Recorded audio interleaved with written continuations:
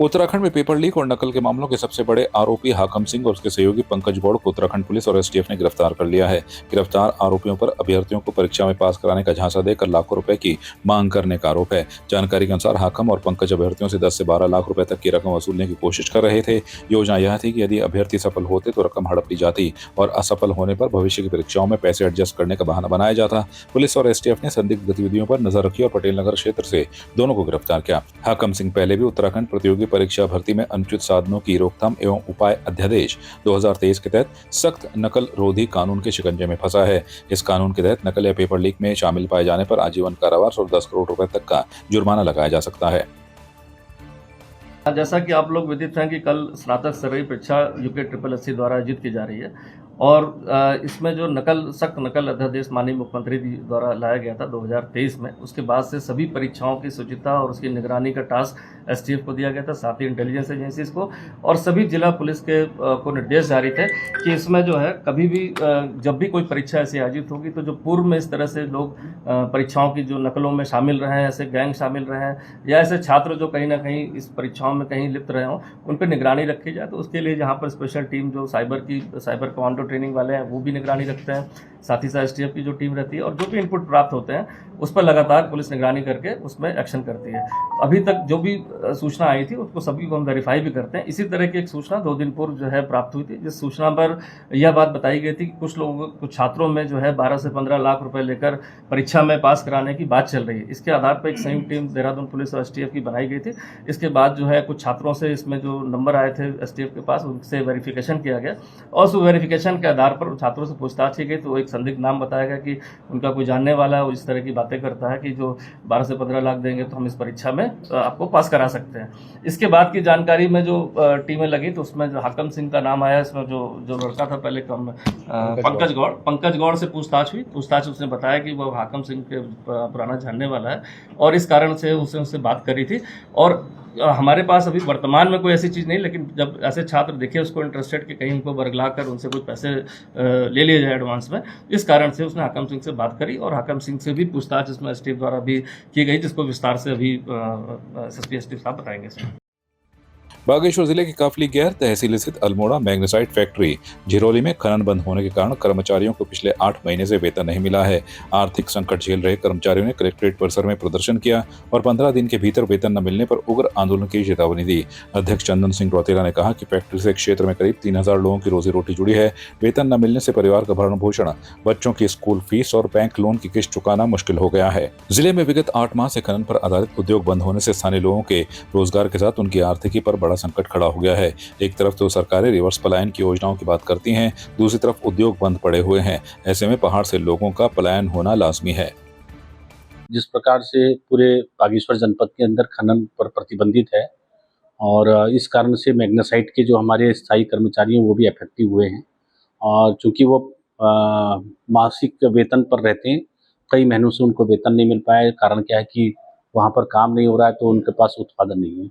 अभी उस पर कार्रवाई कर रहे हैं। मैं भी अपने स्तर से बात करके किसी प्रकार से अल्मोड़ा मैग्नेसाइट का काम चले और लोगों को इस बेरोजगारी के समय में रोजगार उपलब्ध हो, जो कर रहे हैं उस पर हम काम कर ही रहे हैं। जनवरी से अल्मोड़ा मैग्नेसाइट खदान फैक्ट्री पूरी बंद कर दी गई चारों उससे, तो आज हमें 8 महीने हो गई, हमारी कोई सुनवाई नहीं हो रही है और अब ऐसी स्थिति आ गई है कि सारे बच्चे वीरान हो गए।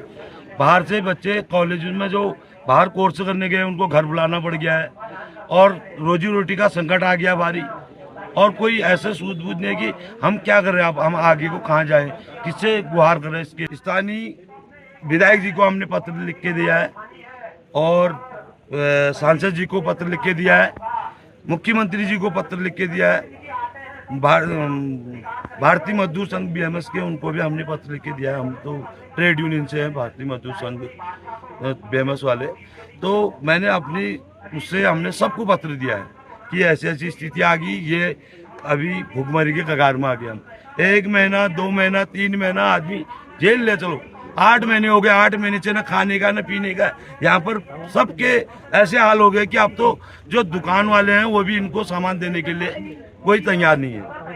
हम तो यही गुहार लगाएंगे कि हमारा जल्दी से जल्दी न्याय किया जाए और जल्दी से जल्दी हमारा उद्योग खोला जाए। देखिए, हमारा बागेश्वर जनपद का एकमात्र उद्योग अल्मोड़ा मैग्नेसाइट झिरोली की जो हमारी माइन है वो लंबे समय से, लगभग जनवरी से अभी तक वो बंद पड़ी है और वहाँ के जो कर्मचारी हैं उनके सामने इस समय रोजी रोटी का बहुत बड़ा संकट पैदा हो गया। उसके साथ साथ पूरे क्षेत्र में जो विकास के कार्य होते थे, चाहे वो ट्रांसपोर्ट से जुड़ा हुआ हो, चाहे वो दुकान से जुड़ा हो, सबके पेट में लात पड़ी है। और ये जो है सरकार का अपना शेयर का भी इस कंपनी के साथ में है। ऐसी स्थिति में हम लंबे समय से मांग कर रहे हैं कि भाई आज खुलेगा कल खुलेगा करके, लेकिन शासन प्रशासन की उदासीनता के कारण अभी तक ये फैक्ट्री नहीं खुली है और बहुत सारे जो भी कारण हैं, सारे कर्मचारी अनभिज्ञ है उससे और उसको जानना चाहते हैं कि क्यों हमारी कंपनी नहीं खुली, क्यों रोजगार हमारा बंद हो रखा है। इसी उद्देश्य को लेकर के आज सारे कर्मचारी यहाँ पर बैठे हुए हैं। हमें शासन प्रशासन पर भरोसा है कि वो जल्दी से जल्दी इस पर निर्णय दे। अगर वो निर्णय नहीं देंगे तो 15 दिन के अंदर में इसके लिए हमारे सारे कर्मचारी और क्षेत्र की जनता, हम सब जनप्रतिनिधि लोग भी हैं, उस क्षेत्र के जितने जनप्रतिनिधि हैं वो एक साथ यहाँ पर धरना प्रदर्शन करेंगे। मैग्नेसाइट झिरोली जो है मेरे ही क्षेत्र के अंदर आता है, हमारे क्षेत्र के अंदर आता है। कभी कभी मुझे इतना दुख होता है कि उन माँ, उन बहनें, वो बुजुर्ग और वो बच्चे, उनका आज ये स्थिति आ चुकी है हमारे क्षेत्र के अंदर, हमारे डिस्ट्रिक्ट के अंदर कि भूखमरी का तगार पे आ गई है। वो बच्चे ऐसे देख रहे हैं। फतेह बूबू हो, सुनो शासन और प्रशासन, मैं एक सदस्य, एक आप लोगों का एक सैनिक हूँ। वो बूबू हो, कदीन खुन्ना कंपनी, आहा कैसा दुख होता है मुझे। रोजगार है, वीरान हो गई कंपनी, आज खाने को लाले पड़ गए हैं। उस नारी शक्ति से पूछो, शाम को घर में नमक लाने के लिए पैसा नहीं है, तेल हो रहा है 160 रुपये किलो, क्या डालेगी वो मेरी बहन। मेरे को ये बताओ शासन प्रशासन, मुझे ये बताओ कि उन माँ बहनों का दर्द, वो माँ बहनों का दुख, और मैं अपनी जनता के साथ आंदोलन के लिए तैयार हूँ। पौड़ी जिले के पावो के खुडेश्वर मैदान में प्रारंभिक शिक्षा की ब्लॉक स्तरीय शरतकालीन क्रीड़ा प्रतियोगिता का शुभारंभ हुआ। 2 दिवसीय इस प्रतियोगिता में ब्लॉक के 7 संकुलों से आए विभिन्न विद्यालयों के करीब 210 छात्र छात्राओं ने हिस्सा लिया। खंड शिक्षा अधिकारी अमित चौहान ने बताया कि पहले दिन कबड्डी, खो खो और दौड़ जैसे खेलों का आयोजन किया गया। खेल मैदान में बच्चों का उत्साह देखते ही बन रहा था। मुख्य अतिथि ब्लॉक प्रमुख प्रतिनिधि विनोद रावत, जिला पंचायत सदस्य भरत सिंह रावत, कर्मवीर भंडारी और अन्य जनप्रतिनिधि मौजूद रहे। देखिए, आज प्रारंभिक शिक्षा की जो है ब्लॉक स्तरीय प्रतियोगिता यहाँ आयोजित की जा रही है खुडेश्वर महादेव मैदान में। यहाँ पे इसमें जो है पाबू ब्लॉक के 7 संकुल प्रतिभाग कर रहे हैं। 7 संकुल से तात्पर्य है कि पहले ये स्कूल लेवल पे प्रतियोगिताएं होती है, फिर संकुल लेवल प्रतियोगिताएं होती है। वहाँ से जो बच्चे क्वालिफाई करके आते हैं फर्स्ट सेकंड नंबर पे, वो ब्लॉक स्तर की प्रतियोगिताओं में प्रतिभाग करते हैं। और जो दूसरा जानकारी थी आपकी कि धनराशि आती है, इसमें देखिए 3 स्तर पे धनराशि हमको प्राप्त होती है। कक्षा 1 से 5 का जो हमारा विद्यालय वहाँ 5,000 रुपये समग्र शिक्षा से प्राप्त होती है हमको धनराशि। इसी प्रकार जो 6 से 8 के स्कूल है वहाँ 10,000 रुपये धनराशि हमको वर्ष में एक बार प्राप्त होती है। जो खेल होते हैं इसमें संकुल स्तर पर जब खेल आयोजन होता है तो वहाँ 3,000 रुपये अभी राज्य सरकार के द्वारा निर्धारित की गई है। और इसी प्रकार जो भी ब्लॉक लेवल पे है तो ये 15,000 रुपये एक समुचित धनराशि अभी स्वीकृत हुई है। तो इस तरह से स्कूल पे भी धनराशि होती है और संकुल पे भी धनराशि आती है और ब्लॉक पे भी धनराशि हमको प्राप्त होती है। उसी सीमित संसाधनों में हम लोग ये खेल कराते हैं। जी देखिए, इसमें सिंपल सा है कि जब हम स्कूलों में पढ़ते थे तो थोड़ी सुविधाओं की कमी रहती थी। तो मैं ये सोचता हूँ जब उस अथॉरिटी में हम आ गए हैं कि हम कुछ प्रोवाइड करा सकते हैं, तो जो कमी हमने फेस करी तो डेफिनेटली बच्चों तक ना जाए। सबसे पहले अप्रोच तो ये है कि जो कमी हमने देखी अपने स्कूल लेवल पे थोड़ी बहुत, वो अब ना हो। और इसी प्रकार इन फ्यूचर जब बच्चा कभी नेशनल लेवल पे जब बच्चा बड़ा होता है या वो एक जवान बनता है तो नेशनल लेवल पे या इंटरनेशनल लेवल पे हम पदक और विजेता होने की उम्मीद करते हैं। उन पदक विजेताओं के लिए एक प्लेटफॉर्म तैयार करने के लिए सबसे एक बेहतरीन तरीका है कि हम अभी स्कूल लेवल पे पहले उनको प्रोवाइड कराना शुरू कर दें वो फैसिलिटी। जब हम स्कूल लेवल पे फैसिलिटी प्रोवाइड शुरू कर देंगे तो डेफिनेटली उसके परिणाम बाद में जो आएंगे और हमारे देश का नाम रोशन होता है, राज्य का नाम रोशन होता है। यहाँ पे जो शीतकालीन शरतकालीन क्रीड़ा प्रतियोगिता हो रही है वाकई मेरे जो जनपद पौड़ी में है 15 ब्लॉकों में, यहाँ जो विकासखंड पावो की मिनी क्रीड़ा प्रतियोगिता मैंने देखी है, बहुत ही उत्कृष्ट किस्म की है।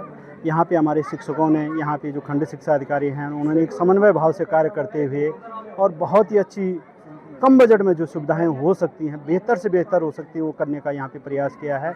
उसके लिए हमारे पूरे पावर ब्लॉक के शिक्षक और हमारे उप शिक्षा अधिकारी बधाई के पात्र हैं।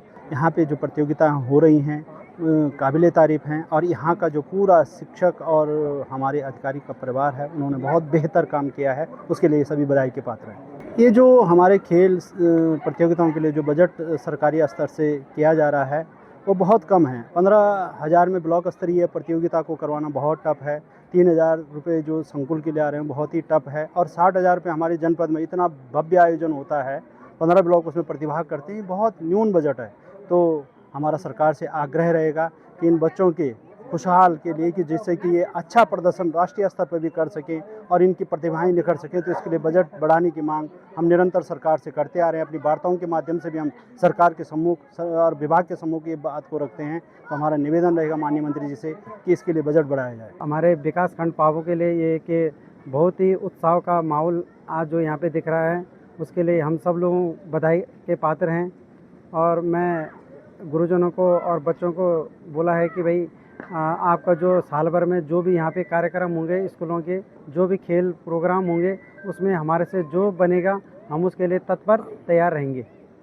मुझे तो बहुत ही, जब सुना मैंने कि बच्चों के लिए 15,000 रुपये की धनराशि मिलती है, वो मेरे हिसाब से वो तो कुछ भी नहीं है, उससे तो बिल्कुल भी पूरा नहीं हो पाएगा, क्योंकि बहुत सारे स्कूलों के बच्चे आ रखे हैं। 15,000 में कुछ नहीं हो पाएगा। इसलिए हमने बोला कि भाई हमसे जो भी हो पाएगा हम उसको बच्चों के हित के लिए हम आगे आएंगे। हमारी तरफ से ये घोषणा कर दी गई। मैं माननीय प्रमुख जी से बात करी मैंने अभी फ़ोन पे, तो माननीय प्रमुख जी ने बोला कि मैं अपने स्तर से बच्चों के अच्छे कार्य करने के लिए, बच्चों को स्वस्थ रहने के लिए और उनका उत्साह बढ़ने के लिए 1 लाख रुपए की घोषणा कर रखी है। मुझे यहाँ पे बहुत अच्छा लगा। 600 मीटर में मैं फर्स्ट आई थी।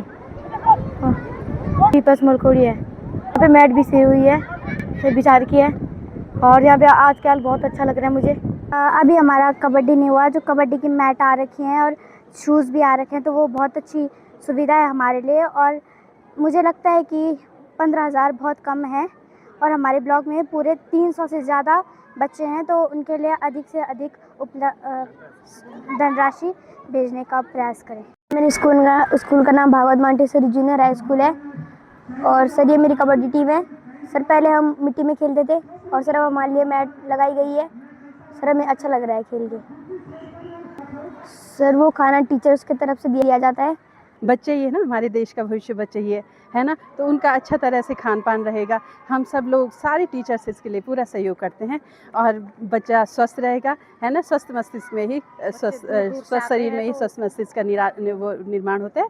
तो और दूरस्थ क्षेत्रों से हमारे बच्चे आते हैं, तो हम चाहते हैं कि उन्हें भरपूर तरह से उनका भोजन भी और जलपान वगैरह बहुत अच्छे से मिले और वो अच्छी तरह से पूरा अपने परिश्रम से अपना खेल खेलें।